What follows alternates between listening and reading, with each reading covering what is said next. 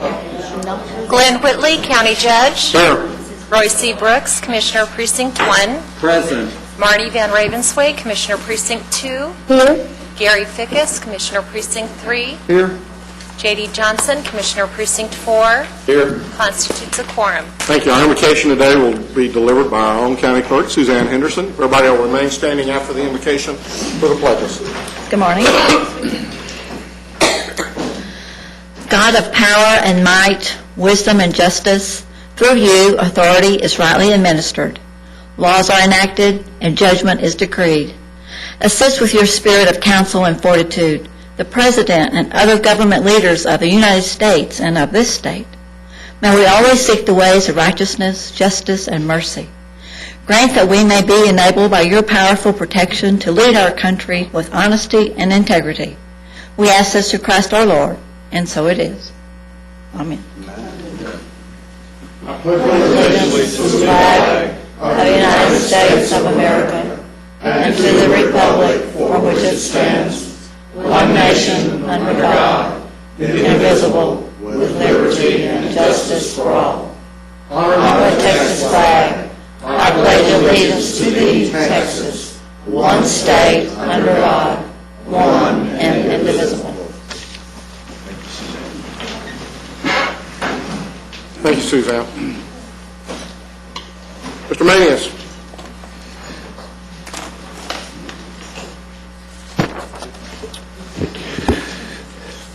Thank you, Your Honor. Members of the Court, we have a number of announcements for you this morning. Let me start by saying, since our meeting starts at 9 o'clock this morning rather than 10 o'clock, that the public hearings that we have scheduled were published for 10 o'clock in the morning, so we will skip over the public hearing piece until that time that we either reach 10 o'clock or after. We need to make sure that we understand that we were going to have an additional public hearing. That was for the Eagle Mountain Lake Public Improvement District Number 3. It was originally scheduled today, but because there was an error in the notice of the public hearing, that has been scheduled for May 12, 2009. Because of that, as we move through the public hearings this morning on item C, we are going to actually not close that public hearing, but continue that hearing today and until May 12, 2009. That way we can take action on both of those PIDs at one time. Additionally on the agenda, and I need to explain something to you that it seems like a large number of changes on the agenda. Under the Administrators section, items 5, 6, 7, and 9, we have created new court communications or have added information to those particular agenda items, and let me explain why. First of all, these are grants that are stimulus-related grants, and there is a very short fuse on getting those grants into the Justice Department. We found out yesterday that there was a requirement for a certification of accountability and transparency on these grant applications, so each one of those four have that additional document attached to the grant. Those corrections have already been made, and they are in the electronic court book and in the red folders also. On items number 5 and number 6, those dealt with some minor changes, or not minor changes, but changes in the dollar amount, and I would like to continue to keep those on consent simply for the purpose of that this is just a request to submit. And these grants will all come back to the court for your final approval if, in fact, they are granted by the Justice Department. None of the grants that we're seeking in either 5, 6, 7, or 9 require any matching funds from the county. So this is 100% grant funded. So you'll just, we've been talking about the stimulus issue and the fact that things are moving very quickly. Here's a good example of how we're changing things and having to modify things or learning things at the very last minute in order to get them on the agenda for your approval. So when we get to 5, 6, 7, and 9, if we could simply keep those on the consent agenda and realized that there have been some changes made and some documentation added to the applications. Again, that has all been published in your electronic book, and the clerks have that information. So I think we're fine to go on those. And then one other item. This concerns human resources. Item F4. This concerns the waiver of terminal benefits within the Sheriff's Department. We're going to ask that that particular item be held for 1 week. We have some clarifications we need to make, and so we're going to ask that we hold that at this time for 1 week. Your Honor, Members of the Court, I know that's a lot of comment as it relates to the agenda, but you'll just simply bear with us. We would appreciate it. That's our agenda announcements this morning. Court members, you have before you the minutes of our April 14th meeting. Move for approval. Second. A motion is second. Any discussion? Please vote. Motion passes unanimously. We have 2 resolutions this morning. The first resolution is one recognizing the Grand Master of Texas Masonry, David Counts, and I will be actually presenting that at a later time this week, so I'll move for its ratification. Second. I have a motion is second. Any discussion? Please vote. Motion passes unanimously. Commissioner Johnson, I believe you have a proclamation. I have a proclamation on National Crime Victims' Rights Week. If you would read that into the record, please. Whereas each year 33 million American crime victims suffer emotional, physical, and psychological and financial harm, and whereas victim assistance and compensation programs across the country provide vital and supportive services for victims that help individuals, families, and communities cope with the impact of crime, and whereas the Victim of Crime Act, passed by Congress in 1984, affirmed a national commitment to helping victims rebuild their lives by establishing the Crime Victims Fund, a major source of funding for services and compensation to victims of crime throughout the United States. And whereas the fund, which comprises fines and penalties levied on offenders and affirms the principle that those who commit crimes should be held accountable for their actions, pays for medical and counseling costs, funeral bills, crime scene cleanup, and lost wages for victims of crimes. And whereas the Crime Victims Fund provides support to states for victim assistance and victim compensation programs, as well as support for federal victims of crime, child abuse prosecution, emergency reserve to assist victims of terrorism, and training and technical assistance for the victim services field. And whereas the fund supports more than 4,400 state and local victims assistance programs, including rape crisis centers, domestic violence shelters, victim assistance in law enforcement and prosecutor offices, as well as other direct service providers that help millions of victims every year. And whereas the National Crime Victims' Rights Week, April 26th through May 2nd, 2009, provides an opportunity to recognize the VOCA as a major bedrock of support for victim services, and to reaffirm the commitment to addressing the needs of victims of crime. And whereas Tarrant County is joining forces with victim services programs, criminal justice officials, and concerned citizens throughout the county and America to observe the 25th anniversary of VOCA during National Crime Victims' Rights Weeks. Now therefore be it resolved that we, the Commissioners Court of Tarrant County, do hereby proclaim the week of April 26th through May 2nd, 2009 to be Crime Victims' Rights Week throughout Tarrant County, and reaffirm this county's commitment to respect and enforce victims' rights and address their needs during Crime Victims' Rights Weeks and throughout the year.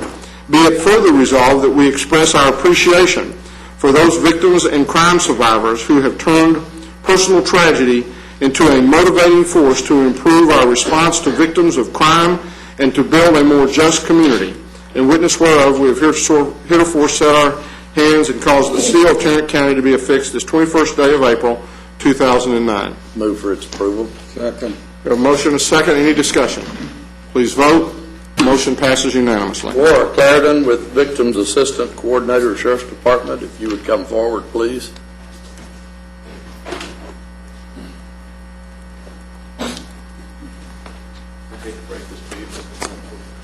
Pardon me? You don't look like Laura. If you would wish to make any comments, that would thank you. Welcome. Well, thank y'all. On behalf of Lori Clarida, she could not be here today, and I apologize for that. But her and I and several other people from Tarrant County and nonprofit associations that work with victims in the county would like to thank you on behalf of the Tarrant County Coalition of Crime Victims. Tarrant County and Tarrant County's Commissioners Court has always been very supportive of victims and victims' rights. It is something that victim service providers such as myself surely appreciate. We will present this proclamation formally next Thursday in an event at Tarrant County College and Southeast campus. Invite everybody to be here. That's next Thursday at 10 o'clock. And again, I thank y'all. Thank you. What members you have before you, the consent agenda? Move approval of the consent agenda and the changes to the items contained therein. Second. We have a motion and a second. Any further discussion? Please vote. Motion passes unanimously. Manius?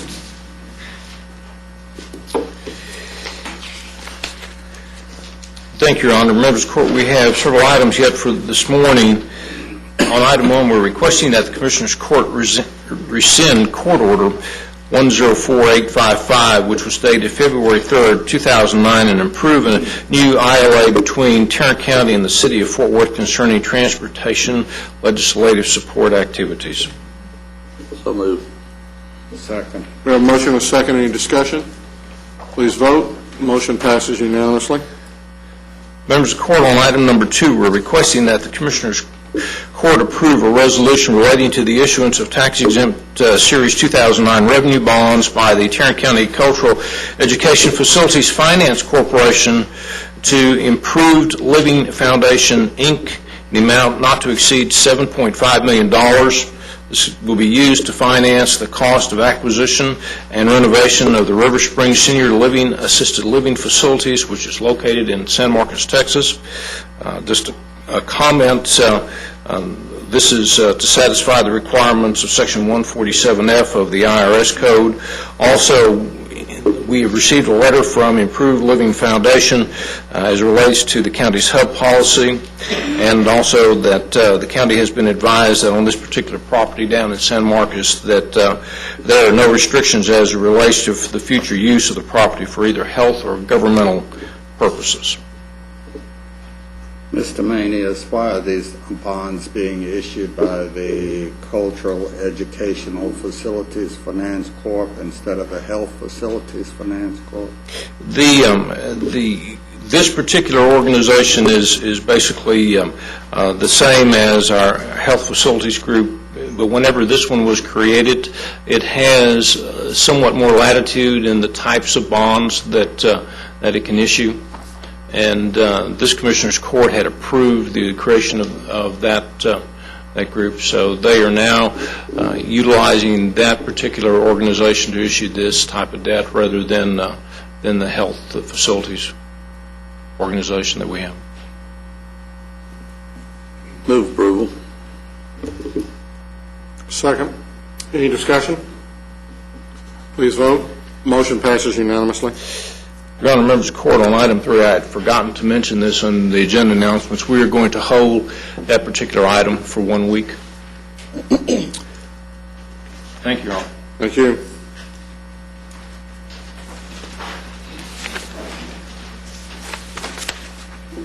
Ray, is your stuff after?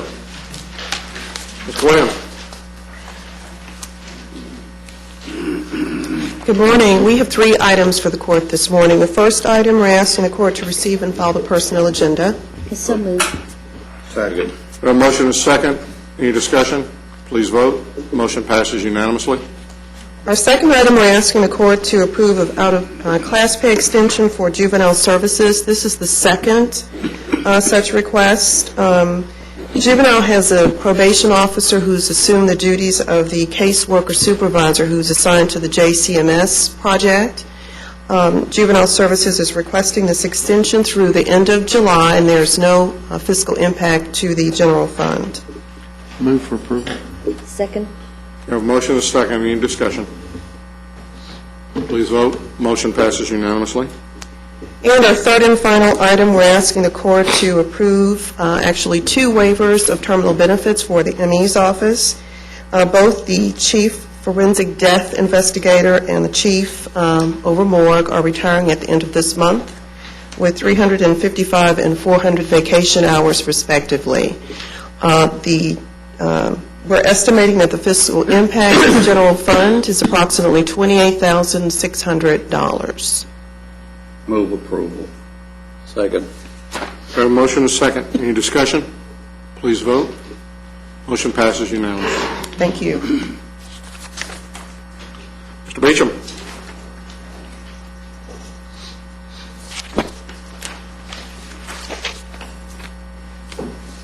He lost his voice this morning? Not sure. Good morning. Good morning. We have two items for your consideration this morning. The first one is bid number 2009-041. That's the credit union finish out, the Tarrant County Sub Courthouse in Arlington. We're recommending the award to Cambridge Construction in the amount of $94,542. And if approved, we're also seeking approval of the contract, performance bond, and the payment bond. Move approval. Second. Have a motion and a second. Any discussion? Got a question. Do we always pay for the construction for the credit? They're not, they'll pay us back. They do? They pay us back. Okay. They will pay us 15 days after we submit an invoice to them. Any discussion? Please vote. Motion passes unanimously. The second item is bid number 2009-047. This is the annual contract for background screening services for human resources and facilities. We're requesting the court reject the bids and seek permission to rebid with revised specifications. Move approval. Second. We have a motion and a second. Any discussion? Please vote. Motion passes unanimously. Thank you. Thank you. Commissioner Brooks, you have interlocal agreement. Mr. Wright? Move approval of item 8L1A and B. Second. We have a motion and a second. Any discussion? Please vote. Motion passes unanimously. Any appointments? Mr. Manius? Well, we'll go ahead and do the claims and the addendum before I call on you there. You have before you the claims and including the addendum? Move approval of the claims, including the addendum. Second. We have a motion and a second to approve the claims, including the addendum. Please vote. Motion passes unanimously. Briefing items. Thank you, Your Honor. We have several items for the court this morning. The first one is the monthly update from the hospital district. Mr. Early is here to address the court at this time. Good morning. Mr. Early. I would like the hospital board to see how y'all conduct business, because it's so swift here. You just move, and we could do that. That'd be nice. So, congratulations. It is good staff. And to that point, let me bring up my first agenda item, because it is not your good staff that delayed the real estate purchase. It was us working with the T and trying to get the right appraisal number on that property. Let me tell you what this property is all about, because you have Commissioner Brooks and the mayor, the judge, and you other commissioners to thank for this. I really feel it's JPS's responsibility to provide to this community care for its homeless population. And a significant part of that population is right in Fort Worth, in Arlington, in Northeast, in Southeast, Southwest. You have the greatest concentration of the homeless right here. And JPS should be dealing with that issue. That's not an issue that JPS should walk away from. And in the past, I think that JPS has not addressed it to the extent that it should be. And what JPS is going to do is purchase a piece of property off of East Lancaster. It's at the corner of Presidio and Pine. And we're purchasing that from the T in the efforts to ultimately one day, very soon, to create a resource center and provide services to the homeless in the form of an adult clinic, a children's clinic, potentially behavioral and psychiatric services, housing capabilities, not for them to be housed, but to provide services by which they could get housing. And all of you have worked on that. This court has worked diligently on that. Compliments to Commissioner Brooks, Judge Whitley, all of you who have done insurmountable work on that. That's an area that JPS should be playing a key role. Because what happens is, if we don't provide preventative health care to that population, all we do is watch the ambulances come in from the Presbyterian Night Shelter and come into our emergency room. And if we're to address the emergency room, the key to the addressing of the emergency room is to decompress the population and to bring that population down that's using the emergency room where they wouldn't necessarily have to. So the reason that that's not on your agenda today is we have gotten an appraisal for that land, but it had a amount of value add for the parking lot. The parking lot is not something we'd utilize. In fact, it would be chopped up, and it's the raw land that we would use for an ultimate resource center. So we've asked them to go back and look at that appraisal again and maybe come off that figure, and they are. The T's been great to work with, but that's the reason. It is not Mr. Manius that caused that to be removed from the agenda. It's me. Was that good? Thank you. Thank you. Now, here's the script back. Robert, I want to thank JPS for its willingness to step forward and do the right thing on this issue. You know, it's good when you just do the right thing. It's just amazing how we have not had enough muscle memory in the past to do some of that, but I think it's the right thing to do, and it's what we should. Your kind comments are welcome, and I appreciate them. Tell you a couple other things that JPS is doing. We had a consultative visit, and I gave you all an awareness of that. We had a consultative visit by the American College of Surgeons to look at our readiness for accepting level 1 trauma. When the team came in a month ago or so, they reviewed 216 areas for us to be at par with. They found 4 out of those 216 that they considered to be a deficiency. None of those 4 were surprises to us, such as our capability to have cardiac bypass capabilities, our ability to do academic publishing and research from our faculty members or from our doctors. We need to increase that. Our continuing medical education for our emergency doctors. And the last one was radiology communication with the trauma department. None of those are insurmountable. In fact, there were some comments made by the review team that we should have just approached level 1 accreditation at that time instead of getting a consultative visit. The reason I bring that to y'all's attention is we were thinking getting level 1 acceptance might take up to a year and a half. That may be much abbreviated now. We may be able to do that within the next 6 to 7 months, depending on y'all's view and certainly the view of the board. But we are moving ahead with that project. What the heck does publishing by the doctors have to do with the delivery of trauma care? What you do because we are a teaching hospital and because you provide trauma, the hope is to provide publications that can serve others as we look at our population base and look at what we're doing innovatively in trauma care. And every trauma center, a level 1 trauma, has an obligation to communicate how best to do certain things that are coming in and using as a teaching tool for others throughout the nation. So that's where we find that issue. It was not a surprise. Since we are not level 1, we have not published to the extent that we should, and we will now move in that direction. The other thing I wanted to let you know about, which is something that should be normal for an organization of ours, but we have not, is we'll be putting a board retreat together for your appointees. We have never had a board retreat to speak of. We've given new board members a book and said, Godspeed, welcome to JPS, and here's some cookies for your time.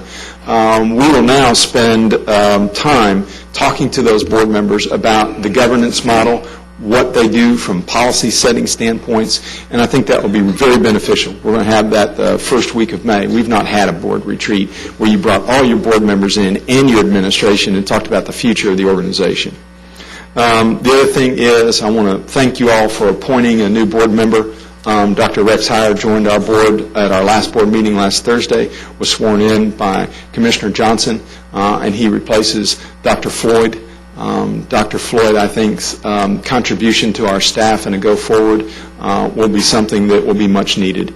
And I think it's interesting that you have somebody as a past president of the County Medical Society now joining our staff. I think his input will be phenomenal to our organization. I think it'll be very helpful, and I appreciate y'all allowing that to happen. The other thing I wanted to say is I went to Commissioner Fickus's precinct and went to our Brown Trail facility. What I'm starting to see at our community health centers is a rejuvenation of energy. I'm starting to see a new approach to doing things. I'm starting to see a lot more people that are engaged. So Commissioner Fickus, just so you know that one of the centers in your area is really stepping up to the plate. I was really proud of those folks. I spent 5 hours with them over there, or 4 hours with them, and it was just a great day, meeting with the doctors, staff, nurses, and patients. I'm doing that at all the clinics. Last thing I wanted to let y'all know is the board preliminarily approved an IT strategic plan. There's a lot of money entailed with that. Did not allocate the monies, but allocated the approach to the strategic plan of technology for the hospital district. We are woefully behind in our technology and being able to computerize medical records and our prescriptions and those type of things. We have to move in that direction. It's going to be costly, but you have to move in that direction. You all don't want a hospital district that's behind in that category. So we're moving ahead in that. We will keep you all up to date with how that strategic plan unfolds, but more importantly, we'll keep you up to date with the hard financial decisions that we're going to have to make on providing the funds. Last thing I'll tell you is we're trying to get in line for stimulus money, but we have discovered that everybody in the nation is in line for that stimulus money. And if everybody gets the stimulus money they think they're going to get, we would have to sell part of the western United States to do it. There's not that much money. Everybody talks about stimulus money, and we're going to get all this money, and there's all this stuff. When you break it down per hospital district, just in IT alone, it's not the phenomenal amount of money, but when you see the big figure, and you hear Rotary speeches and speeches on CNN, it all sounds wonderful, but there's a lot less money than people give it credit for.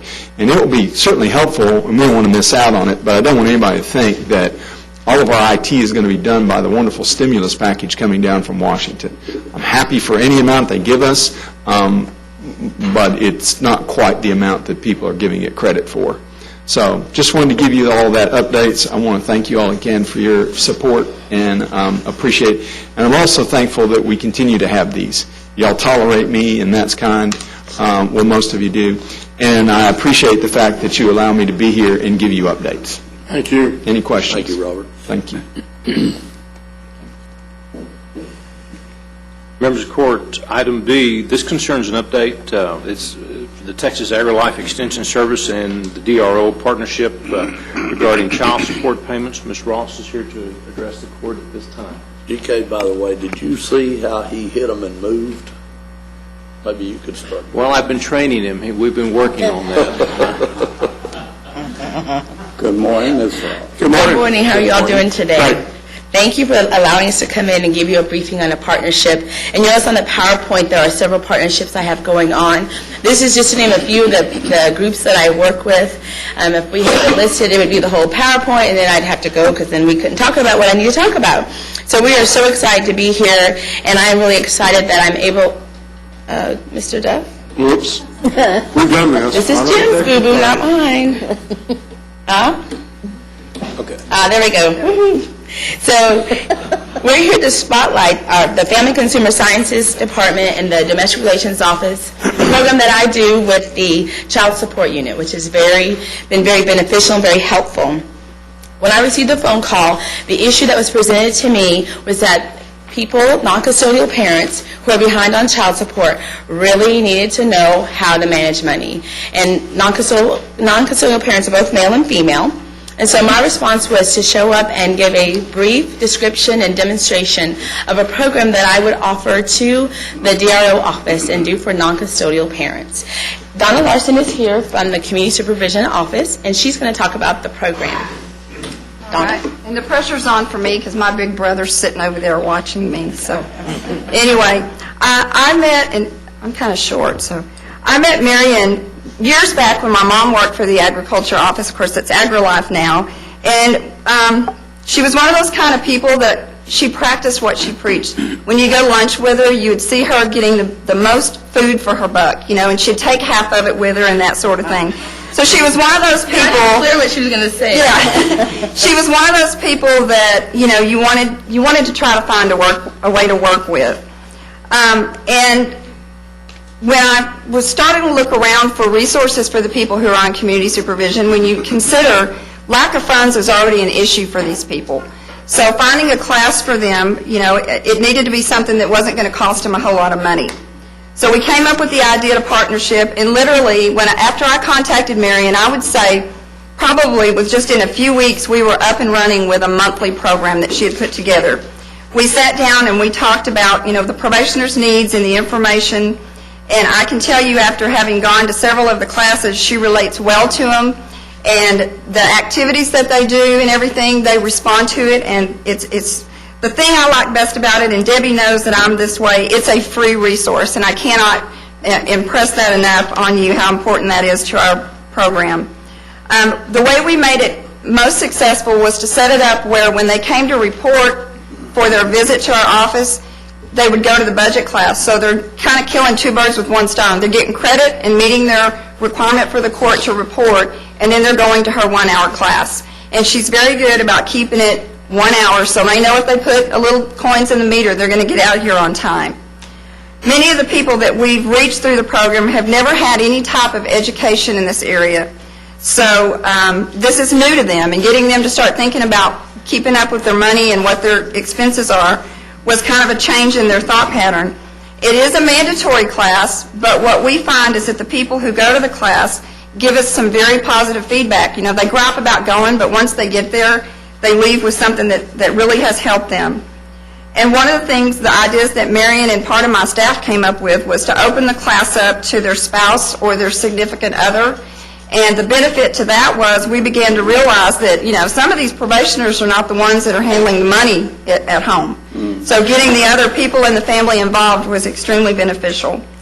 They're challenged to think about not just living in the moment, but thinking about, 1 month from today, 1 year from today, getting their child support paid off and having a better life for themselves. So they leave the class with tools and information that make positive changes in their lives and really, most importantly, in the lives of their children. We require them, she has a budget spending plan that they are given when they come to the to the class. We don't require them to do that there because we realize and we respect their privacy. We give that to them to take home, and on their next report to the probation officer, they come in and they provide that spending plan. And what that prompts them to do for that month is to reflect on the things that they're spending their money on. Like for a lot of them, it's, fast food, cigarettes, cable TV, those kind of things that really aren't essential. And they start thinking about the suggestions and the activities that they can do with their children that don't cost money. So we start changing the way they think. And also, the spending plan can be helpful to our judges. The courts have, on occasion, looked at those to determine if someone has actually made an effort to try to make a change in their spending habits to try to meet their court-ordered child support. We have 4,174 people on probation right now, and I will tell you that only about 8 cases a month don't make it and end up going to jail, which is pretty darn good. And our unit collects over $12 million in child support, so that's helping our community. I just wanted to real quickly give you some feedback from the actual forms from the clients have filled out from their evaluations. One guy wrote on there, "I never realized I spent $3,000 a year for cigarettes until I attended this class. Planning every month helps. I need to cut back on my recreation. I need not to eat out so much. I learned how to cut out on this unnecessary spending. It's teaching me to stick to a spending plan. I learned where to make my cuts in my spending." And also, I had one female probationer that wasn't able to be here today, but she wrote a letter, and I'm just going to read just a little couple of sentences from that letter that she wrote.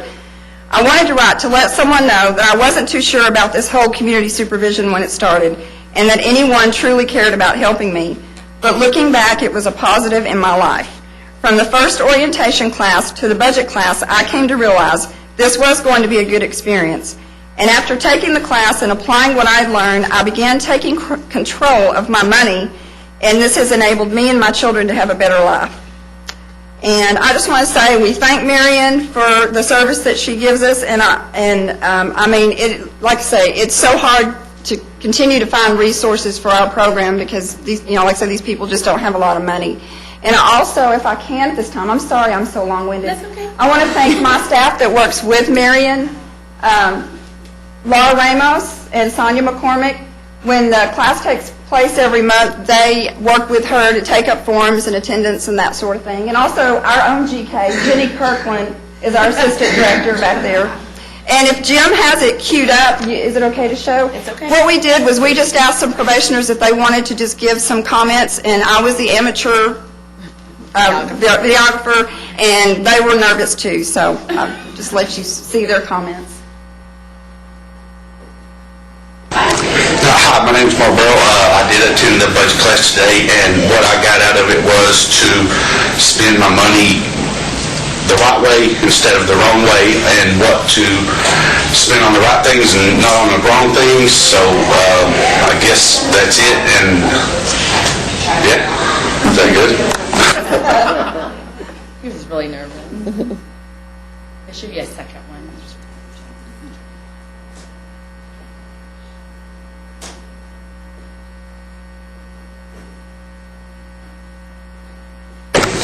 My name is Joe, and the classes are very informative. I like some of the points they brought up, like budgeting your money. Even before I got in this situation, I know that you see where you're spending more than that you're bringing in. One thing about it, planning what you spend does make things better for you. It does, but I have to admit this economy is really rough right now. To plan or to save, I don't even know what saving is like anymore.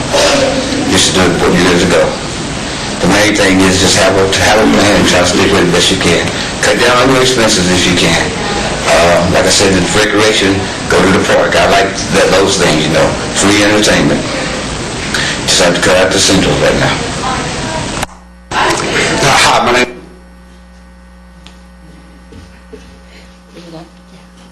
Thank you, Donna. I really did not know what she was going to say, so some of that caught me off guard. So I really appreciate the compliments and comments. We've been doing this program for 3 years, and in that 3 years of time, we've served 1,700 people. There's only 1 month I get off, which is January, I guess because the judges aren't working in December. So I get January off, so we do it 11 months out of the year. And, adding, Donna did bring this up, but adding the significant other, the dynamics in the room are very, very interesting. It's interesting how they'll look at each other and they'll go, did you hear what she said? Did you hear what she said? So I think it really does help. As Donna said, that person that is on supervision may not be the one paying the bills. So it's really good that they're in there, and if they're hearing the same message, it makes a difference. What is the cost savings to the county? If I was not able to do this, Donna would have to have taken out a grant and have to hire somebody. In doing a little research, some people charge $5,000, so 5,000 times 11 is quite a bit of money. The other cost savings is if you had to put those people in jail, it would be $56.82 a day to house them. And so we're saving that by them being able to come to the class. And so it really does make a difference for them. In addition to that, this program has also reached outside of Tarrant County. Harris County picked up on it, and Harris County Extension is also doing the same thing. And that's good that they can say it started in Tarrant County, and hopefully some of the other urban counties in Texas will pick up on this. Do you all have any questions for either Donna or myself? Yeah, have you applied for best practice for this program? No. We didn't know. We need to get that I going. did see that nomination form the other day, so Okay. that's a good idea. Thank you. Any other questions or comments? Thank you all very much. Thank you. Thank Have you. a good day. Thank you. Members of the court, we could go to item C. This is a presentation concerning the DFW International Airport Board request for the county to participate in a new foreign trade zone. Ms. McMillan is here to address the court at this time. Judge, Commissioners, Tarrant County received a letter request from the Dallas-Fort Worth International Airport Board for Tarrant County to be a part of a designated service area for the DFW Foreign Trade Zone and participate in a new alternative site management initiative that provides for expedited approvals of applications within the Foreign Trade Zone program. Currently, DFW International Airport has been granted the authority by the federal government to operate Foreign Trade Zone number 39. But the U.S. Department of Commerce, who oversees the Foreign Trade Zone program, has recently released a new program that provides for expedited approval of the Foreign Trade Zone applications if an area includes, the area that's going to be in that Foreign Trade Zone is included in a pre-designated service area. DFW Airport is in the process of preparing their application for this new program, and they have asked Tarrant County to be part of this pre-designated service area. Now, when you have a foreign trade zone, it really benefits companies that import and export and assemble foreign goods. Some of the benefits mainly apply to tariffs, customs duties and tariffs on federal level. However, they also get incentives on a county level and local level on property taxes that are not paid on inventory that is imported, and it comes in and goes back out. But currently, that pretty much mirrors what we already do with the Freeport exemption, so there's not really anything different that the county is giving up than they would already do under the Freeport exemption. Once an area receives a foreign trade zone status, it remains in effect indefinitely. However, these subzones, and in the DFW Airport's case, most of these subzones are areas like in Centerport. You may have a company that's located just south of the airport, not actually on the airport ground, but it provides services that go through the airport. So those will be subzone areas. Those subzones are specific to the company that requests that subzone, and if that company moves or ceases operation, then the subzone ceases also. It typically takes about 12 to 18 months to develop a foreign trade zone application and to have it go through the federal government review process. But with this new expedited process using these pre-designated service areas, it has been estimated that it will only take about 90 days to get the approvals done. So this is going to be a substantial benefit to the companies that are looking to locate in our area. Being included in the pre-designated service area of foreign trade zone does not change any of the review process that Tarrant County currently already has. When an application comes, they still will have to send that out to all of the local entities for our review, and support letters have to go back to the Foreign Trade Zone Board at DFW or another foreign trade zone before the application can move forward. So we still have that review process. One of the concerns that we may have, though, is that Alliance Airport is also designated as a foreign trade zone. So while staff is supportive of the expedited process and being included in the designated service area, we do want to explore in the next week before we take action on this how Tarrant County can be included as a pre-designated service area in both the DFW and the Alliance foreign trade zones. But because we did get the request from DFW Airport Board, we did want to bring this to you, let you know that this process is out there, and then we will come back in the next week or so to ask for your support so that we can get that to the DFW Airport Board and let them move forward with their application. Any questions? I don't have any questions. I just have a comment, and I think you pretty much covered it, but I just want to be sure that whatever we do for one trade zone doesn't adversely affect the other trade zone. So we need a level playing field. Be sure that it remains that way. I have a question. Would the entire county be designated as service area? Yes, it would. The entire county. And that's why we need to make sure that we're not precluding Alliance from having subzones that are not in their airport zone, but maybe just across the street from Alliance. We don't want those to have to be then in DFW's trade zone. They may want to have it in theirs. So that's what we need to kind of work out. But I think the process is a good process. Obviously, we want companies to be able to move in and locate, and I think it will be good for both Alliance and DFW in leasing and getting people to locate within our county in these type of businesses. How much personal property inventory might we lose as a result of that? That's just unknown. I mean, when I talk to, it's dependent on what the process, what the company is processing. But again, most of that is already what we're giving up because we have the Freeport exemption. So those are things that come in and are shipped out within 175 days, so they're not taxed anyway. They never actually enter the market. Right. That's why the foreign trade zone issue has not really been something that we have reviewed hard, because they would receive those anyway. The benefit really to them is what they get from the federal government. Okay, any other questions?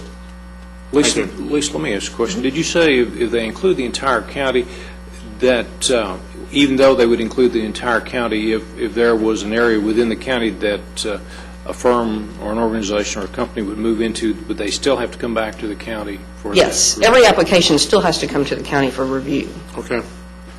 Thank you.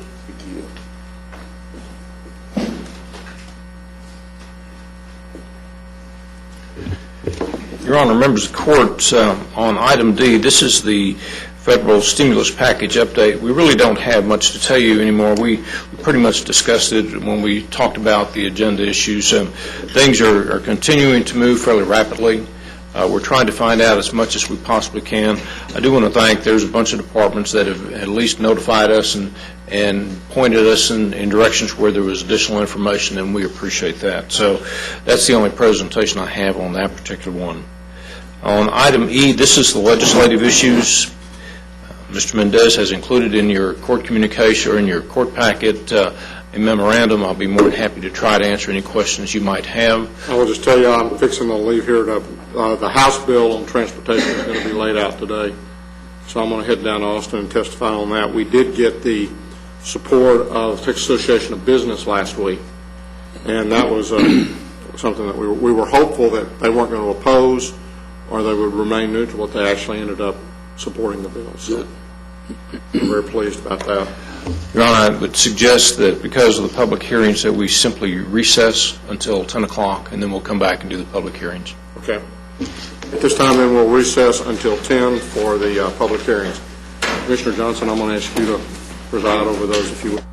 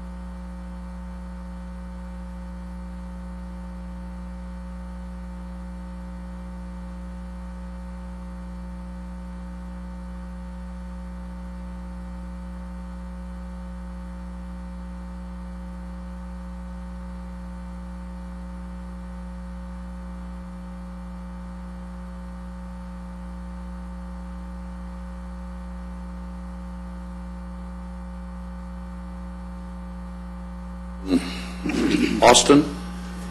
So I guess the first public hearing is which one? Pardon? Community Development. Consolidated Action Plan. Today, we're requesting the Commissioners Court hold a public hearing to receive citizen input into the draft 2009 action plan for community development, home, and ESG. The purpose of today's hearing is to receive citizen input, but I need to note that on the fundings amount for the allocations, we have not received our allocation from HUD, so on the amounts, you will see TBD, to be determined. The activities will remain in the draft plan, but the amount allocated to each activity will be determined once we receive our allocation, and we'll come back to the Commissioners Court. At this point, we just received citizen input and close the public hearing. Thank you. All right, thank you. We are in a public hearing. Is there any citizens wishing to speak for or against what has just been done? There are no comments. We request that you close the public hearing. We would like to have a motion. Move to close the public hearing. Second. Motion made and second to close the public hearing. Is there any discussion? There being none, please vote. The vote is unanimous. Glenn Whitley's vote light will be mine for the time being. Commissioner, we can move to item B. This is a public hearing concerning the consideration of the dissolution of the Eagle Mountain Lake Public Improvement District. Ms. McMillan. Commissioners, as you may recall, on March 31st of this year, representatives from the resort on Eagle Mountain Lake Development presented the Commissioners Court with information on the planned development within this PID and the background for dissolving the original Public Improvement District and establishing two new PIDs. The Commissioners Court received a petition at that time from the developer and owner of more than 50% of the property within the area to dissolve the PID that was originally established in November of 2003 through Court Order 91704. All proper notices have been sent to property owners within this original PID, and the City of Fort Worth, because this is in their ETJ, they have been given notice and have actually passed a resolution stating that they have no objection to the dissolution of the original PID. So we're asking Commissioners now to open a public hearing on the dissolution of the Eagle Mountain Lake Public Improvement District. Okay, the public hearing is now open. Is there anyone here wishing to speak on this subject?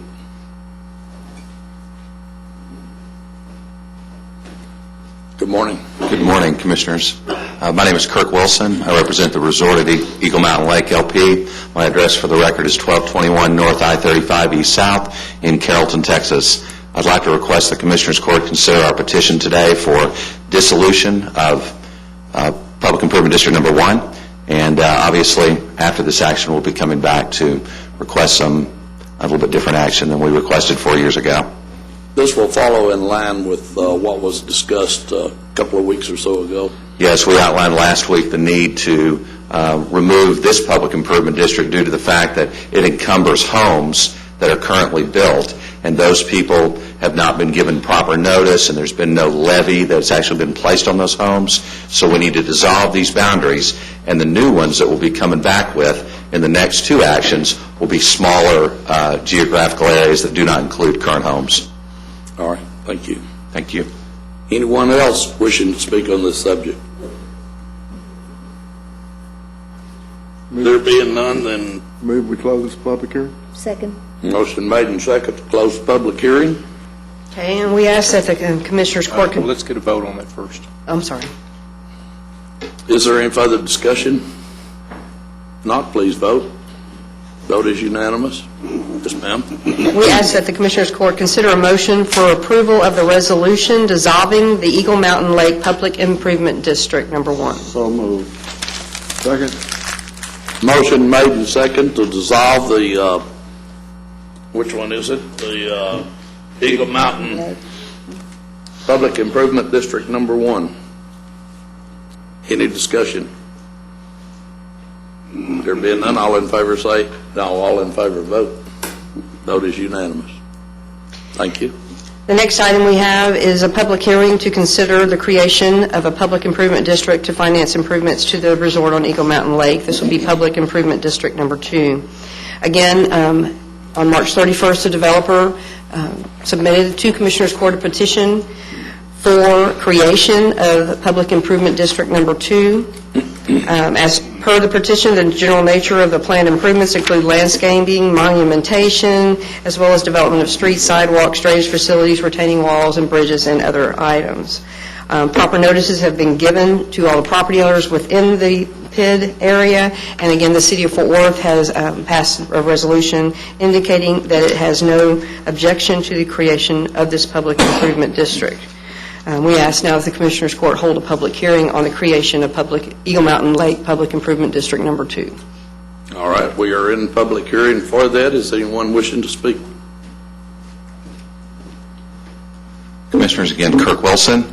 This public improvement district is the larger geographical land area that we showed on the map last week. It's not the island area, it's the larger area. And in the petition, you'll find $13,805,473 is our maximum assessment level. And the way that was calculated is we took all the public improvements that we believe would benefit that particular area, added in all possible issuance costs, and that is the highest levy that we'd be able to put in place on that particular land area. So the request to Commissioners Court now is to create a new PID on this larger land area, and we will come back later with a service and assessment plan and ask you to consider that, and that would be the actual levy order that would define what the benefits were and what the assessment level is. All right, any questions? Thank you. Thank you. Anyone else wishing to speak on this subject? Your Honor, on this particular one, we're going to ask that the Commissioners Court approve a motion that would continue this public hearing through Tuesday, May 12, 2009. Excuse me, there was a gentleman in the back who I'm sorry, I wished to speak. didn't see. I didn't either. I apologize. I'm sorry. I've never been to one of these before. I'm sorry. My name's Dave Simpson. I brought a lot down to the resort last year, and I got this notice in the mail today, so I'm trying to find out if I got to pay this $13 million, or since I've been there a year, do I not have to pay this? Because it makes a big difference when I'm buying a $500,000 home. Now I got to pay $13 million. Part of, am I a shareholder? What am I?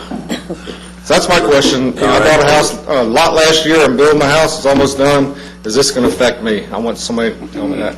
All right, thank And you. there's a I bunch think of this us like gentleman that. here can speak to that. I think I can answer the gentleman's question. The only area that we will actually levy and assess will be new homeowners going forward that receive proper notice. So the geographical defined area of the PID will not ultimately assess an individual such as this that has already purchased a lot and or built a home. So he is not, to answer his question, not included in this PID. He will not be assessed and not be levied. During the time that we are working on the creation of the project, we may sell additional lots, but we will not be able to really collect those assessments. We'll just have to zero those out and basically eat those funds because we haven't given proper notice to gentlemen that you met. He didn't receive proper notice, and people that are buying lots right this minute are not receiving notice. So anything we sell right now will not be able to be assessed. All right. Thank you very much. Did that answer your question? Yes, sir. As long as I get a copy of the minutes, I'll be happy. All right. Thank you. Anyone else wishing to speak? Yes, sir.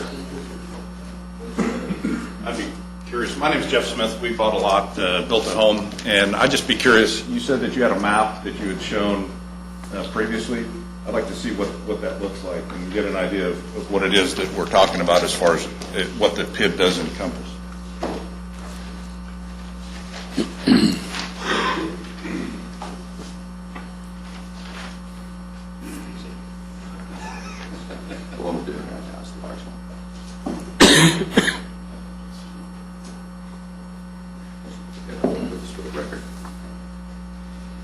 Commissioners, for the record, this map will enter in, and the larger land area, which we showed last week and gave out packets last week, that's what we're discussing under this agenda item.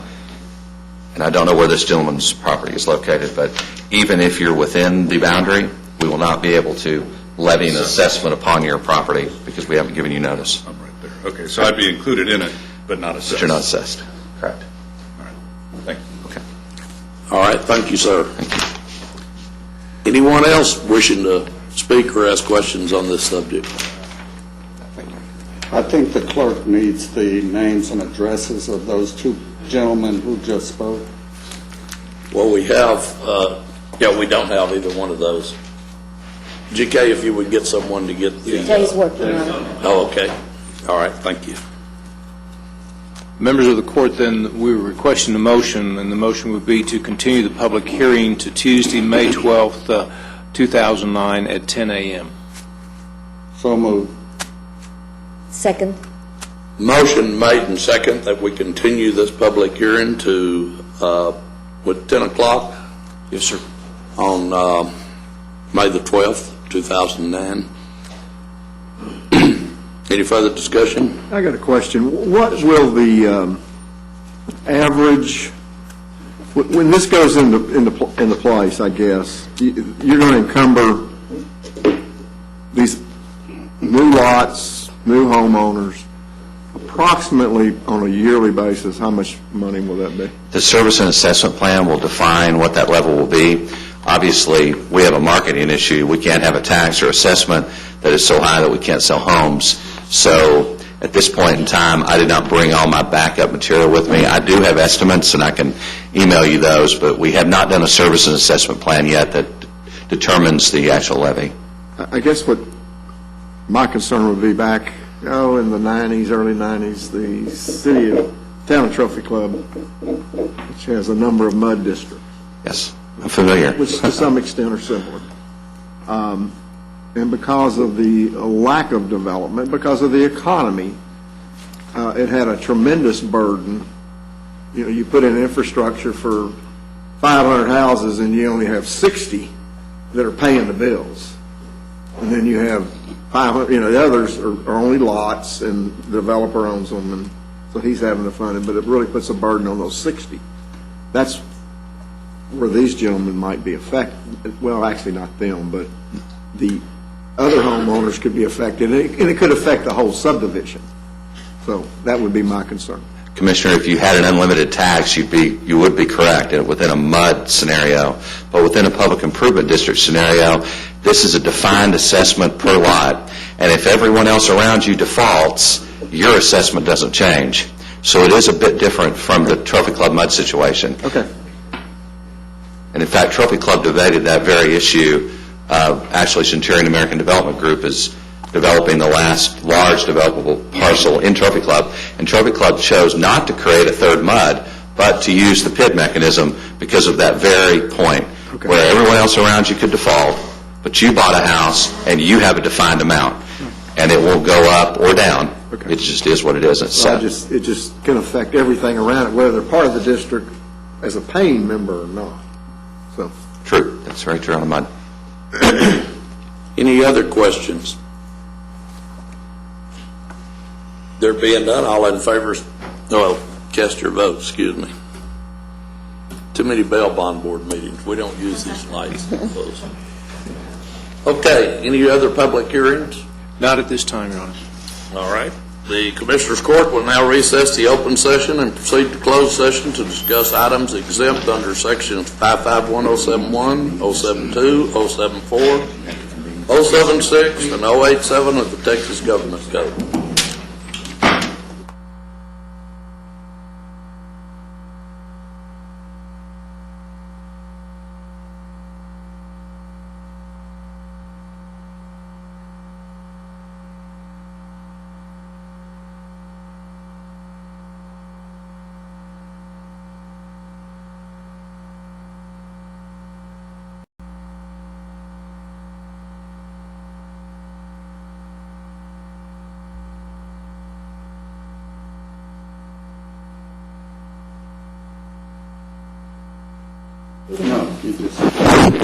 We are back on the air. Yes, sir.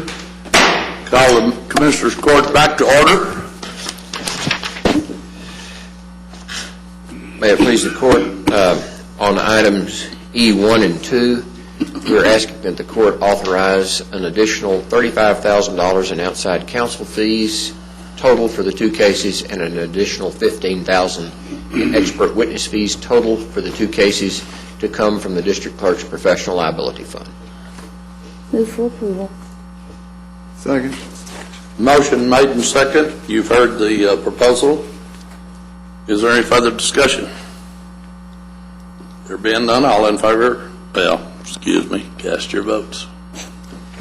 The vote is unanimous. Thank you. Anything else? That's all we have at this time. This meeting is adjourned. Do you have a message that says...